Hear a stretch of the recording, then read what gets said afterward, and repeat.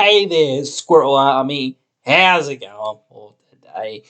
And in today's one, we are discussing scale and why it's the biggest thing that separates EDH from all the other formats. You can join the Squirrel Army by subscribing. Alright, so if you've ever played EDH, or even if you haven't played EDH, you will have heard of this issue, this idea that the scale of the game, in other words, having more than one opponent, mostly having three opponents, really changes the dynamics of the type of cards that you've got to sort of play for the most part, because the increased number of opponents and the increased libraries and life totals and whatnot of said opponents is really a big thing that you need to overcome. And it's a very difficult thing to find things sometimes that scale to the increased size of the crowd of people that you're playing against, especially aggro. That's one of those things that people say you can't build aggro anymore or whatnot, especially now that sort of people are tuning up and tuning up and tuning up so much that, you know, aggro is just one of those strategies that's not a real strategy anymore. And I don't think that's, I think we even discussed this in a video a while back that, I still think aggro can do its thing. And I don't think the life totals or whatnot need to be changed. And I don't think life gain is actually that impressively important sometimes. And some people kind of give up a little bit too quickly in this whole race of life gain and whatnot. But yes, certainly there are some decks that it's kind of just like, well, now it's Voltron or nothing because, well, I'm never killing them by regular just damage, realistically. But, there are other ways certainly to win and things like that. And there's infinite damage and things like that you can do. Or you can just make infinite tokens or whatever. There are or infinite counters or whatnot, but that does more fall into Voltron. But again, if you get infinite counters on any creature, it's just lethal anyway. So at some point, it doesn't matter. But anyway, that whole increased scale, it makes certain cards perhaps that, they're okay in a 1v1 setting. They're not amazing in a 1v1 setting. But as soon as you take them into consideration in the EDH format and say, well, yeah, sure, it might be okay in a 1v1 format. Now there's two other players. Well, now that second player might really contribute something to this gameplay. And it does depend on the colours that you're playing in the card that we're specifically talking about. But let's take Deep Known Terramancer. That's a really great card, and I was talking about it quite a while back when it was first coming out. It's such an amazing card. I think I did maybe underestimate it just a little bit, but it's just one of those things that it's tough to tell sometimes how good a card can be. And yes, sure, cards can hit and miss as well. So that's why I was kind of a little bit like, it's not the game-winning card. It is a very decently powerful card, though. And it does scale really well to the multiplayer format. You play it, and it comes into play, and if an opponent is ramping, and it has flash, I should have said that first, but if a opponent is ramping or ramps while it's on the battlefield, you can go and search your library for a plains and put it into the battlefield. I think you have to put it into play tapped, but that does not really matter for the most part because it keeps you at parity with everyone else that's ramping ahead, especially when you're facing up against a green deck that's just ramping like crazy and getting lands and all these lands out. It doesn't really help you, again, if you don't have a lot of plains, but like you should be playing it in a deck that has white because it's a white creature to start with. So, and it's really decently powerful in a deck. So it's just one of those things that even if you get them maybe one or two triggers off of it, it's probably still well worth it. Even if you get one trigger off of it, it's still really well worth it because it's only 2 mana. And yes, sure, it's only if people are ramping that you get any value off of it, and ramping via lands. So that's a little bit but again, it does happen, and it happens quite a lot in EDH. But that's one of those things that if people are just playing their mana rocks and things like that, it's not nearly as good. But again, that's where things like Dockside Extortionist and cards like that come into play because, again, that scales really well for the multiplayer format. However many artifacts and enchantments your opponents have, oh, what's that? I get that many treasures. So that's just going to really, rocket you forward. It's a 2 mana thing that, can potentially produce, you know, dozens and dozens of mana. So, it's essentially a free spell and you can potentially flicker it and do all kinds of things with it. So it's just a really powerful effect. So there are a lot of cards that are like that. Torment of Hailfire is one of the cards that I think is really great. Some people really don't really like it, and I don't like playing it per se either, but it's one of those good cards that does scale to the multiplayer format. You want to look for cards that say each opponent. You don't want to look for cards that say each player because you don't want to hit yourself most of the time with some of these effects. And whatnot, unless, of course, you can take advantage of some of this sort of thing. But it's really difficult most of the time to do that kind of thing.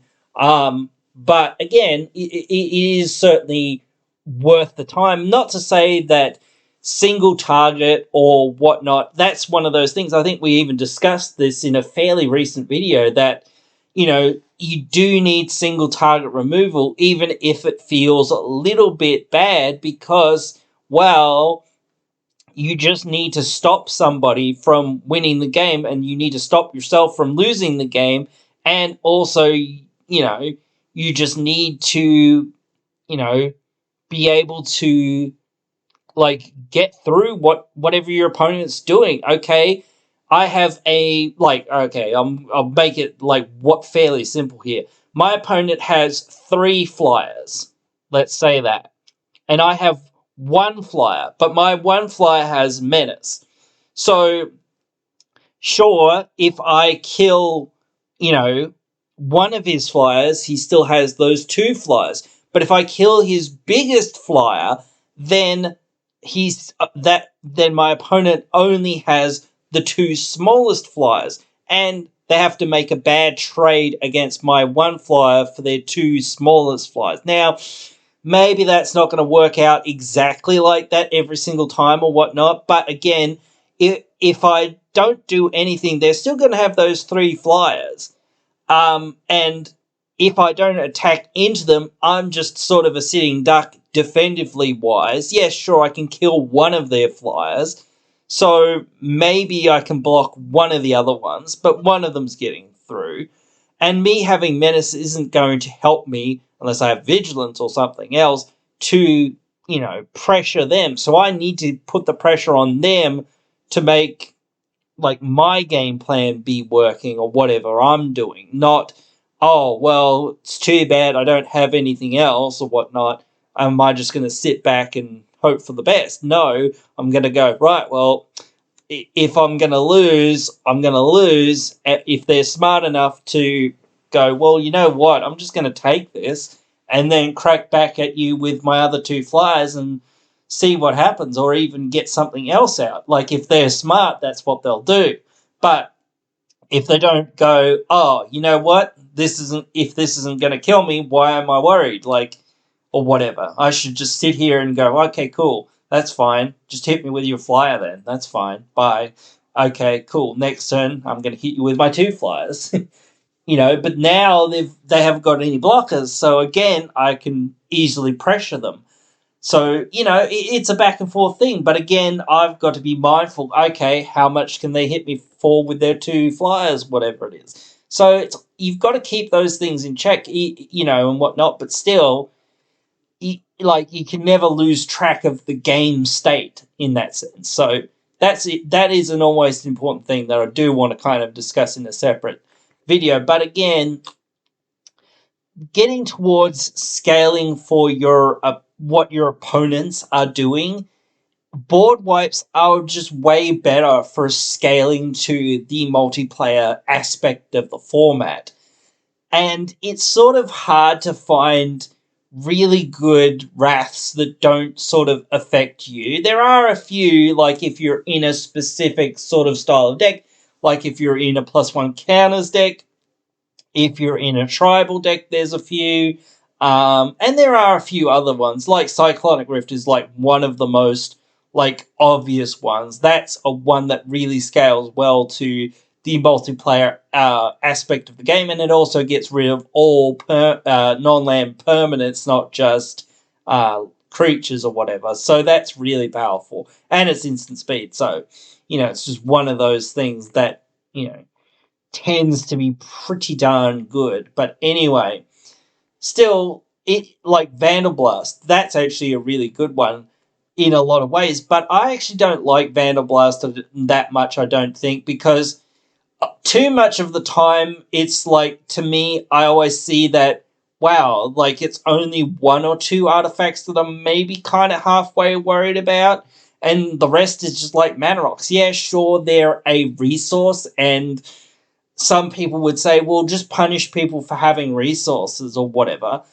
And in a sense, yes, perhaps that is a thing that you should do sometimes, and in certain metagames or whatever, in certain circumstances, you just don't want people to be, like, getting too far ahead or, whatever. And at a certain point, it just doesn't matter, obviously. But, like, when your opponents are getting set up or whatever, and that sort of thing, it's just so like easy to be like, well, I'll just wipe all their mana rocks out and then they probably won't play for the rest of the game or whatever.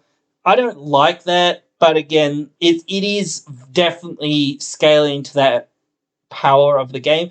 And you could even like make a like parallel between, is it River's Rebuke, I think it is, that basically bounces one player's stuff. That you see, like there are spells that are kind of like that, but are kind of have a kicker essentially. All cards that have an alternate cost have are a kicker effect essentially, but we know that. But that's the joke. But anyway, those sorts of effects that you kind of look at and go, well, why would I invest like Overload? Overload's one of the best kicker effects. Like I would just talk about two cards with Overload, but like that's one of those things that it's usually scales well to the multiplayer aspect of the game. So it's usually well worth paying for it, even if you think to yourself, well, that's a lot of mana to invest into that Overload. But it's usually worth it. So there are a lot of those things that you should always look for to go, oh, well, initially on the first read of this, it doesn't seem like it's that good. Oh, what's this? This Overload or this extra kicker? Or what's this? It does this if I pay this, or, alternate costs within the text box, essentially reading the card, explaining the card. But those sorts of things that, yeah, sure, maybe it gives an opponent a slight advantage to some degree, or each opponent some advantage to some degree. It doesn't really matter that much for the most part because, well, you're just going to, blow the other stuff up that they don't get an advantage of. I'm thinking of, I think it's Divine Mastery or something like that. It's the White Mastery anyway. that basically destroys all non-land permanents for, I think, 4 mana. Um, but I think I don't know whether it's each opponent or a target opponent gets to return a, I think it's maybe one creature from their battlefield to their hand. But I'm not 100% sure. But anyway, that's really powerful because it still just blows everything else up. Sure, they get to keep maybe one thing or whatever it is, but that's fine because you're you're getting a you know a destroy all permanence effect for 4 mana, which is pretty darn good, and that's that efficiency as well. Like when you see an effect that you know usually costs quad white or 6 or 7 or 8 mana or whatever it is or whatnot, it is well worth going. You know what? Yeah, sure, the initial cost of this on top of its actual CMC, might not be worth it. No, it's not terrible, but it might not be that worth it. But its alternate cost is pretty darn useful and pretty darn achievable. And sure, maybe my opponents get a small advantage off of it or whatnot, but for the most part, that's just not going to matter. And I need to be able to answer what my opponents are doing or try to keep up with what my opponents are doing in some way, because if I don't scale to those other players that are in the game and can't keep up with everyone, well, I'm just going to fall behind and I'm not going to win. So if you don't have enough mana, if you don't have enough cards, if you don't have enough ability to stay in the game for longer, then you just won't win. So that's why, like, Rhystic Study and things like that are just so powerful because they scale to the higher number of opponents and higher number of chances that your opponents have to cast things on different players' turns. That's why, Esper Sentinel's so good because, well, if somebody goes to cast an instant spell on somebody else's turn, well, that's their first, non-creature spell per turn. So it becomes like, well, now, hey, like I'm not trying. It's not trying so much to be like, um, you know, getting in there for your own thing, but you're just like, well, I need something, and hey, this is pretty darn good at doing that thing. Same with like, Mystic Remora and that sort of thing. So keeping those cards in mind, I haven't gone through a whole lot of them, but again, just knowing, like taking that extra step of going, yeah, you know what, making sure I understand what this card does and understanding the upsides and downsides of using said card in certain circumstances is really well worth it. And knowing, hey, yes, I need these cards that keep me at parity with my other opponents. It's great to have your Nature's Law and your 3 Visage and your Farseeks and whatnot, and all of that sort of stuff in your deck, but adding those other cards that also keep you at parity with your opponents while they're casting their Nature's Law, 3 Visits, Farseeks, whatever, is one of those things that you do need to do, and you need to realize, hey, if I'm not slowing them down, like staxing them out, well, I need to be trying to keep parity with them in some way. If they tutor or if they draw a card or if they do something else, I need to be able to keep up with that card draw. If they make treasures, well, I need to be able to keep up with them making treasures in some way, so that they don't just rocket ahead and outpace me, and then that's always what you're trying to do. You're always trying to outpace your opponents. You don't want your opponents to outpace you.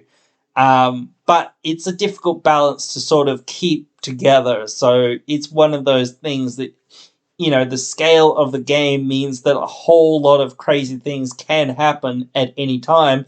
Somebody can, just win the game really easily because, hey, well, I just so happened to get the cards that I needed in the order, and bam, here, like that's it. Whatever. I didn't even need to tutor. I didn't even need anything else. I just needed enough turns to draw the cards and enough, opportunities to actually enact the strategy and not to be interacted with. So okay, well, I just win. Like, so it's one of those things. Like, so it is difficult to always be able to find things that do scale to the format, but a lot of the better things are sort of well known. So just finding those things or researching, and it does depend again, as I say, what's your colors are, what's in your deck, what you're going for. Because, like I say, I wasn't the biggest fan of a lot of like Ristic study type effects because 9 times out of 10 I just forget about the gosh darn thing and then go, oh man, I've missed like 50 Ristic study triggers or whatever it is, and then be like, well, too late now. Like completely forget about it because I'm just not used to it, and I'm not a huge fan of it. I hate having to ask people, do you pay one, do you pay one, do you pay one, or whatever. Like if I see that somebody doesn't have any mana, I just won't ask them because there's no point in asking them because it's like, well, obviously you can't pay because you haven't got any mana. So, like, what do you want me to do? So, I'm not going to ask at that point. If you're tapped out, right, cool. Right, you can't pay then, right? It's over. Whatnot, or whatever. If they, like if it's pay 3 or whatever it is, or pay 4, what's that? You only have 2? Okay, well, you definitely can't pay for the 3 or 4 or whatever it is, 5 or 6. So, obviously, you're not paying. So, move on. I'm not going to ask just an asinine question for no reason. But anyway, that is the way it is. But again, it's just one of those things that is really annoying to have somebody asking you the whole friggin' time. Are you going to pay one for that? You going to pay one for that? You going to pay 2 for that? Whatever it is. But it's just one of those things. They're just so good and so powerful that it's just like, well, I can see why, people run these cards because they just, like if people do pay for it, you go, oh, well, I'm taxing them or whatever. So I'm keeping them from playing more things than perhaps what they would be able to normally or whatever, hopefully at least, unless somebody just doesn't have anything or only has whatever they have in hand, doesn't really have good card draw like in Boros and whatnot for the most part, and things like that. But anyway, that is what it is, and you can't really control that. So you've just got to be like, well, if I happen to go up against a deck that's just bad, well, I'm probably going to beat them anyway. So it doesn't really matter if I don't get a whole lot of value out of them not really being taxed or not really paying or paying for the card draw.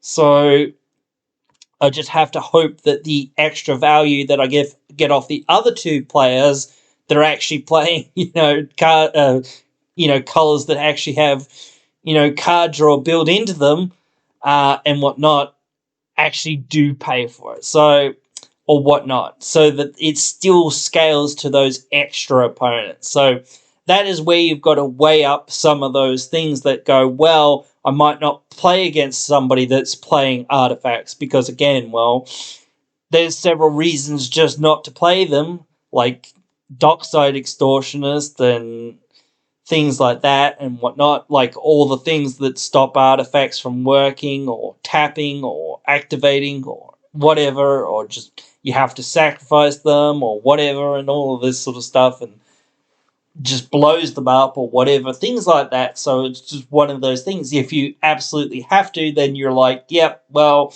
that's something I've got to kind of live with, but hey, I'm going to do my best to find other cards that will help me out in other ways as well and not just rely on these cards because otherwise I will be in trouble. But anyway, guys, that is it pretty much for this one. Hope you've enjoyed it and hope to see you in the next one.